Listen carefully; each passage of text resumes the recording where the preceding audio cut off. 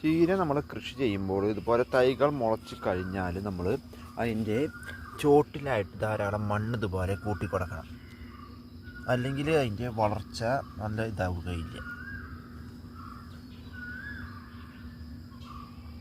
ഉഷാറിൽ വളർന്ന് നല്ല തൈകളായി തീരണമെങ്കിൽ ഇതുപോലെ മണ്ണ് ധാരാളം കടക്കിൽ കൂട്ടിക്കൊടുത്താൽ മാത്രമേ നമുക്ക് ഇതുപോലെയുള്ള നല്ല ഉഷാറുള്ള തൈകൾ നമുക്ക് വളർത്തിയെടുക്കുവാനൊക്കെ പറ്റുള്ളൂ.